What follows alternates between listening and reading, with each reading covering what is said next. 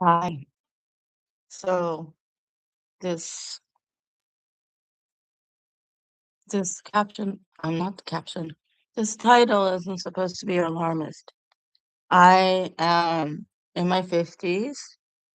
I'm born in I would say grow up, but my early life was in Brooklyn. You'll suddenly see how I didn't actually grow up. And I used to be leftist very much, more left of center. And I like bands like Crass and the Anti-Nowhere League. So um, I like anarchist music, but I wish that I was in my neighborhood and in the Northeast when I was a small person. My parents, my Japanese parents, came to the United States on a student visa, and then they overstayed. Um, they went to school and then didn't go to school. And they think they did the 20 hours a week work, or maybe in the beginning my father worked more than 20 hours a week because he used to actually go to work and come home late afternoon. But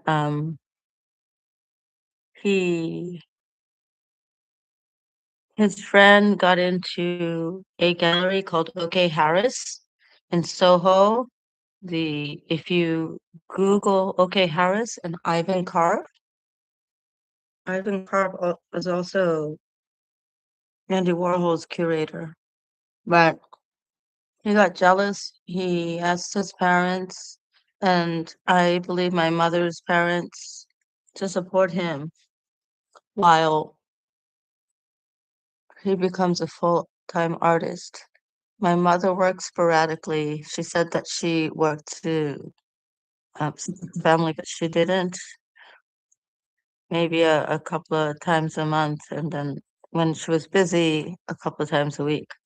But it's kind of like a what do you I think it was more drug money and more alcohol money, but it might just be to a vanity job to say she's working when she just wanted to do not. So yeah.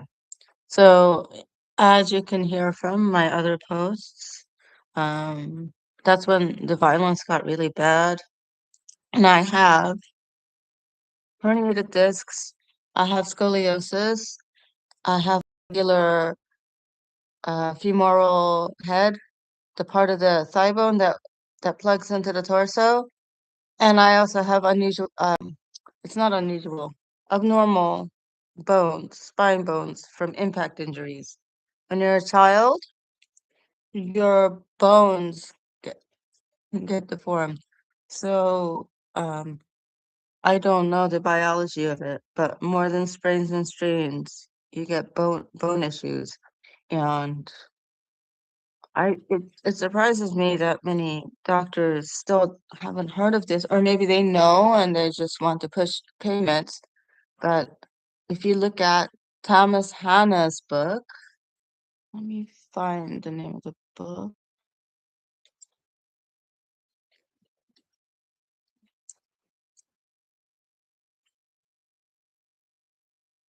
Oh, his book is named Somatic.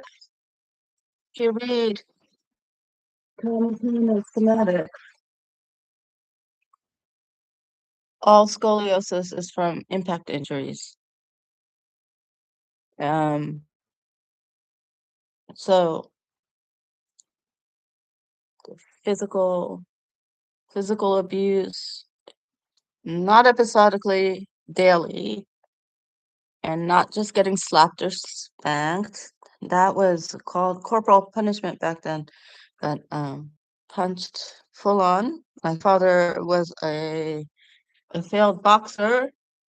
He has short arms. I have short arms too. I inherited him, but he couldn't get on boxing team, and I don't think he ever got over it because he was shadow boxing um all the time, and he'd get wound up watching boxing matches on TV. He liked to talk about drop names like Sugar Ray Leonard and Muhammad Ali, and I guess he couldn't beat up the neighborhood guys. He didn't get into bar fights. He's smaller than the average US person.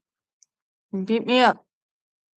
And I guess it's a cycle of guilt and shame and alcohol and drugs. And then being jealous of his friend. So yeah, he wanted to get into OK Harris.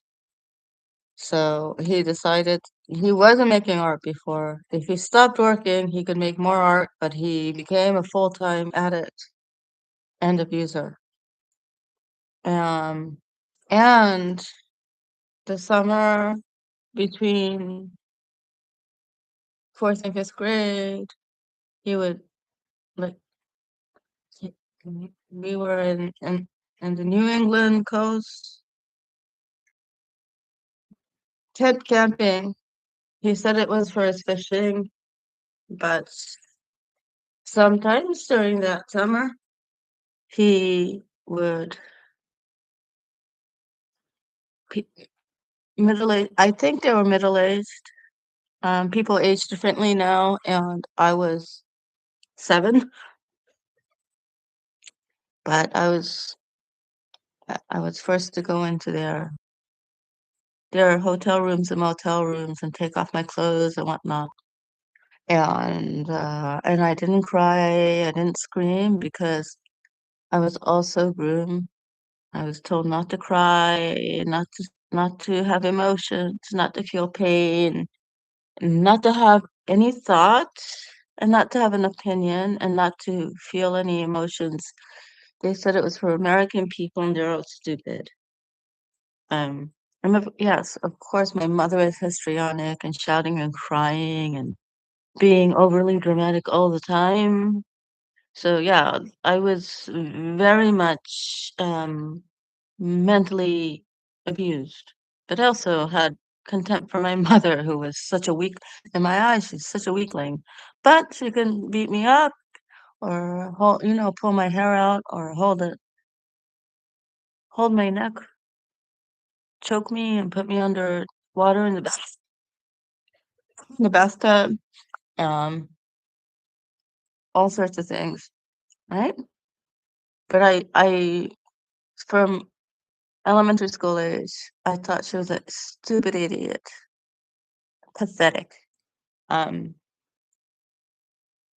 and in fifth grade, they auctioned my virginity. Uh, that was in Manhattan, and they told me they're going to another party where they dragged me and my sister along. No, but they didn't drag my sister along. When there was a gallery opening or something, they didn't get babysitters. I think they were afraid of us speaking up. My sister's golden child, she witnessed all of the abuse, and she used to, kind of smirk, and she was really always trying to get me in trouble. She she I think she still feels special. I haven't talked to her or heard from her in years. I don't want anything to do with her. She's fat slob with bad skin and a lot of confidence. But it wasn't an art party. There the usual people that my father and mother were acquaintances with. I don't think they had any friends or acquaintances with. They um they weren't there. It's other people.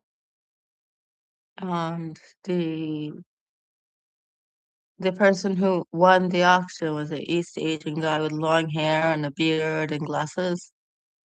The guys in the hotel and motel rooms in New England were all white. And the summer between third and fourth grade, the summer I was six,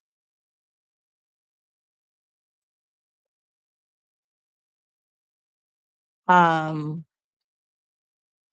oh, maybe I was eight. Maybe I was eight. The summer I was trafficked for sex, non-penetrative sex. But the year between, no, I was, but the summer between second and third grades also was on the road in a tent. But I don't know. Yeah, I had a lot of head injuries from being hit in the head. And yes, I spoke about my bone issues. But also I have my brain MRI is not clean, and I was told it only says that it happened a long time ago. They are still they are telling me it's not I don't I'm not susceptible to dementia. Although when I looked online, you can't detect CTE until you die. But they'd hit me in the head really hard with blunt, heavy objects like the side of an axe or a baseball bat after being picked up from these motels and hotel rooms, so I can forget the room numbers and the men. They never, I don't think they ever told me their real names. It's really creepy. They would say things like, I'm a school teacher, so I love children, or shit like that. Um, and they'd also, my parents would also go on, have me babysit my sister when I was underage. Again, I think they didn't want too many me to speak to any other children or adults or teenagers if they would get a babysitter. Um, so they'd say they're gonna go for lunch and then be out, 8, 9, 10 hours. And yeah, in those they tell me what I'm allowed to eat and not. I couldn't just go open the refrigerator and make myself a sandwich or something. They're just they had a sloppy regiment of my life in which I, I there was no regular there's no regular but restrictions. Just basically giving me a world where they're a God that doesn't make any logical sense. They lie, but I can't lie. Um, they do whatever they want, and I ruined their life. So yeah, I was also told all the time that I ruined their life because I was born and they were supposed to be famous artists, and I'm the culprit. But they didn't make art. They didn't even make sketches in their sketchbook. So, so when they would leave me alone with my sister for a long time, and I think a lot of it was like going to swinger parties or going to swinger clubs. This is the 70s in New York City, and there are places. I think I don't, they all have like Greek marketing, like Plato's Cove or stuff like that. Caesar, Caesar's Palace? Is that a swinging club from the 80s and the 70s? I don't know. I would call immigration. There was a white pages and there was a yellow pages. Really, really, really big phone books back then. This is the 70s. There weren't any cell phones. There was no internet. There were white pages and yellow pages for Manhattan and Brooklyn. That they were both. I call immigration and I tell them that they're illegal and I was being beaten up. I was being abused. Um, they had overstayed. They weren't in school. They got in legally, but they were illegal, and they would use that to say that I'd have to support my parents. I had to go on those. I guess there were dates, but I think there were abuse situations in the hotel rooms and motel rooms. They also told me I had to become a doctor or a lawyer and support them because they were illegal and they can't work. The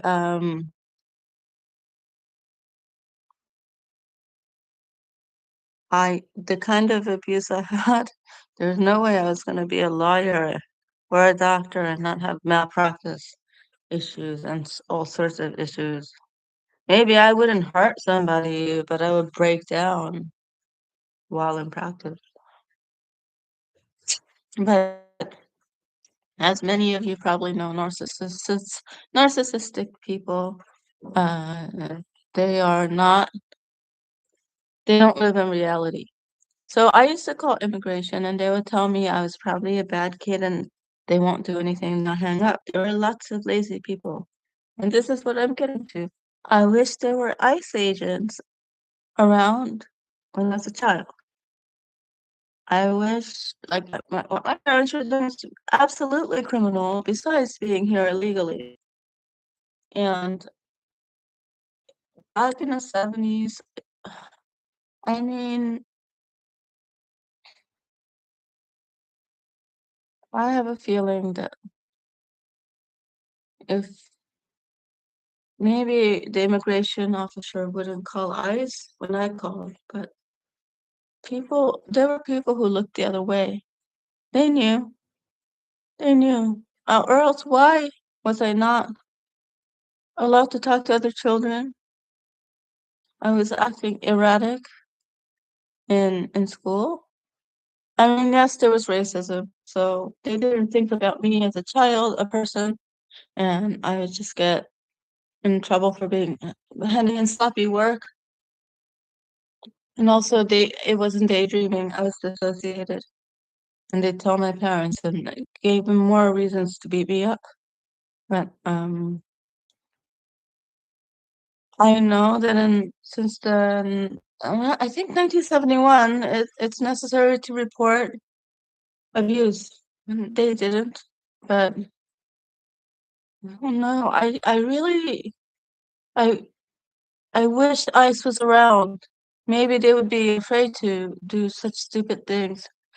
Stupid things and also long term, long term damage. Because I'm not the only one who's damaged. You can hear my other uploads. Hundreds of thousands of dollars in medical costs through Medicare and Medicaid, and just a lot of ways. Maybe, um, I could have been paying taxes for the 14 years I was homeless. I could have been working and paying taxes if my back didn't make me unable to work from the spine injuries, all these things. Um, and I wouldn't be here.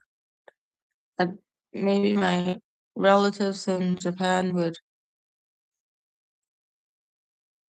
take me in, or maybe they would shape up and actually work.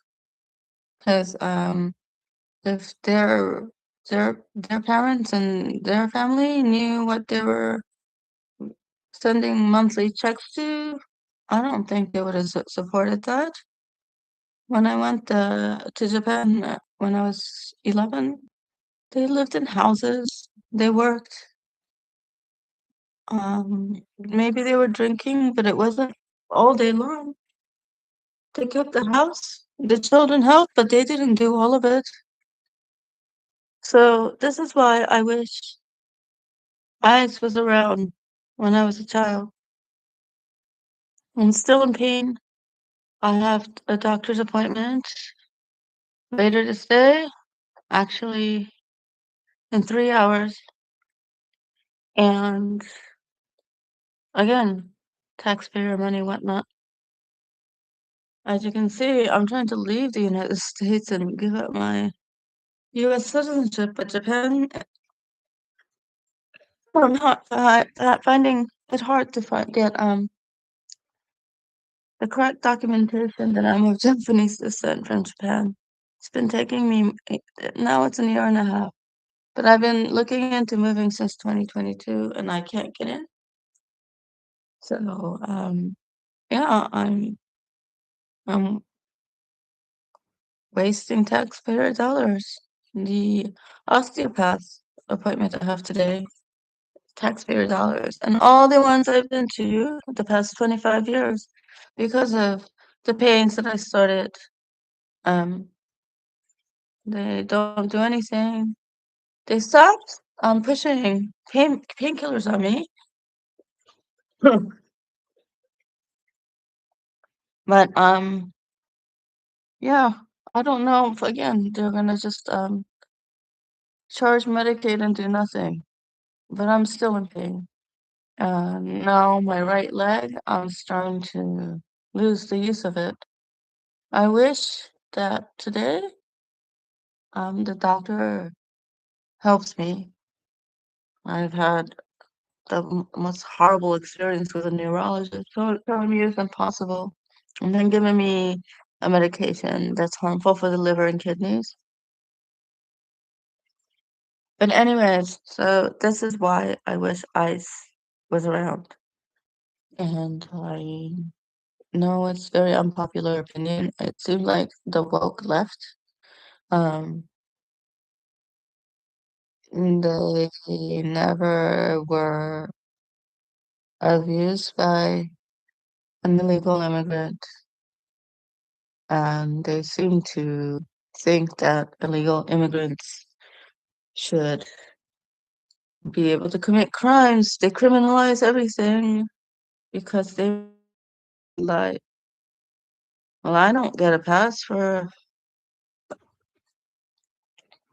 if I did committed crimes. If, because I had a hard life, for one. More sinister than it's sinister. This is really disgusting. A white liberal person has told me she's afraid of being. She's afraid. She's white liberal, born in the United States, generations in the United States, upper middle class background, Ivy League school. She's afraid of ending up last in 2024 in August. She was afraid of ending up in Panama. She's afraid that she will be one of those people who will be flown into Panama by by uh, by order. She's so against Trump that she need and it seems to be a hobby of the white liberal middle class overeducated left, and it seems to be a lot of women who it seems to be a hobby of being trying to become an oppressed person. It seems like they're trying to find any way to become an oppressed person. And of course, they don't help people who are oppressed directly. When I was homeless, she gave me pet sitting situations, but she never said, you can stay in my living room. This kind of thing. And I don't expect them.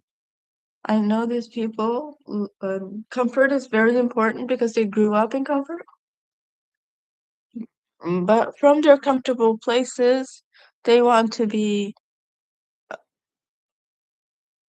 they want to be an oppressed person. And the privilege of being afraid of ending up in Panama because of Trump. I just it's hard for me to wrap my head around it. Um, so anyways, I I wish I was around. I wish my mother and father were caught and treated as a criminal. So my many years of abuse wouldn't have been that long, and I wouldn't have been homeless at 15 and at 16, living with a boyfriend who abused me financially because I became a person who worked hard because I was against my lazy parents. And I became a person who's generous because I was against my greedy parents. So yes, I wish ICE was around when I was a child. And then the other one point I want to make is that I no. Violence is a construct. I was about to say gender because people used to say gender is a construct, and I hear it less now. But um, I'm in New York, and I'm born in Brooklyn. A lot of my life is spent in Brooklyn. When the mayor of New York City, Mamdani, would run one of his running slogans he would run on about defunding the police is that violence is a construct. It is a construct until you get assaulted. My medical issues are from impact injuries. Okay? Getting thrown down the stairs is not a construct. Getting thrown into walls is not a construct. Being hit in the head with blunt objects so I'd pass out is not a construct. And the repercussions are long. And maybe if you're from an advantaged situation and you get the best doctors, maybe you wouldn't still be in pain at middle age. But it seems like people who have never been assaulted say that violence is a construct, and in turn, they're being very anti oppressed people. They're being very anti people who have been assaulted. And these same people who are talking about genocide in Palestine, if they continued with their logic of violence is a construct, then there there's something very wrong and disconnected.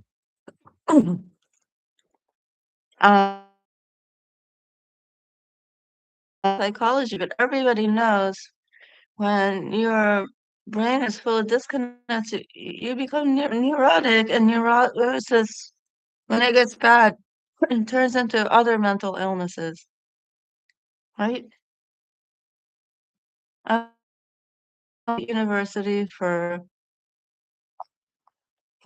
I went to FIT. I'll say it. I mean, I'm anonymous, but I went to FIT for my associate's degree. I worked full time and went at night. And yeah, you can hear in my other uploads that I was supporting a narcissistic man, somebody with a narcissistic personality disorder. I didn't know any better. When you're brainwashed and mentally abused growing up, I didn't know any better. But that's what happened. And then I went to Lehman College, which is a city university. So I didn't go to an Ivy League school, and I didn't get the best of education. I didn't have as much time and energy to put into my studies as somebody who only had to work part-time for pocket money. But I know that if you're forced to think a certain way and it's not in in line with what is really going on, that leads to mental health. So, um, there's that, right? Complaining about genocide while saying that violence is a construct. And these people are actually against people who are oppressed because they think it's okay for the oppressed people to be assaulted. And they're not in crime-ridden areas. I mean, I lived in places where even if I wasn't shot or assaulted, for instance, when they're measuring drugs, right? When they're measuring drugs, they play really, really loud music and they work from like 10 p.m. into the early morning. These drug lords have apartments in these neighborhoods where they do that. Um, so nobody listens through the door. Also, maybe there's stuff going on there, stuff that the mayor wants to legalize. And it's like a party while they're measuring drugs. And then yeah, I had to wake up 7 in the morning to go to work, not rested, and then go to school. Shit, decriminalizing stuff means the poor people who have to work and who, when they're young or well, they're still a student, have to study. They're dumping on them. They're being really racist and very classist by saying violence is a construct and and to decriminalize everything. I'm sorry, yes, I am having a hard time bringing up words. I don't want to be emotional, but this kind of stuff, it's been real, right? When I was in the performance world, I always had maybe 5 more pounds than many people. I didn't know about cortisol back then, but I was eating less than my colleagues, and I was working hard, and I was also doing yoga and always in rehearsal and in shape, and I was eating very healthy. Not only was I eating less than them, I was eating healthy and I wasn't drinking. And I always had 5 more pounds than they had, meaning I never had cut abs. Um, yeah, you're dumping on the poor and depressed by saying decriminalize everything and violence is a construct. When somebody gets shot in the area, all that adrenaline too. We're being bathed with adrenaline. Please rethink. Please rethink violence is a construct and decriminalize everything. And I still stand that I wish ICE was around when I was growing up. I'm still trying to get out of this country because the medical system is horrible here. And I am hoping to move to a country where I don't know anybody and my language is only at the conversational level. But I have one, two, three. I have three friends at this moment, four friends at this moment. And I don't get to speak to two of them because they have their own issues going on. They're very serious issues. Um, and it seems like they're hiding it from me. But I don't have friends here anymore. I spent Christmas, Thanksgiving, and my birthday alone. Um, but I did get to see my friends the weekend after my birthday. My birthday was at a holiday time. So the weekend after, two of my friends uh, took me out to dinner, which was really nice. It's really, really nice. And also 2 days after Christmas, I was able to see a good friend. My friend was out of town during Christmas. Um, but yes, I am almost friendless. And yes, I am still listening to bands like the Anti-Nora League and Crass, which is a socialist anarchist band. But I am not part of the neoliberal left, and I think they're toxic. Please comment what you think. Please, I invite you to comment. And yes, if you can convince me I am wrong, but this is my lived experience, and I am not alone. I mean, I am very alone, but I'm not the only one. I'm not the only one who has been trafficked for sex as a child, has been tortured and have permanent damage on the bones that affect the nerves and the muscles and the use of the muscles. And I'm not the only one who's losing friends because the left is becoming very, very toxic. Okay?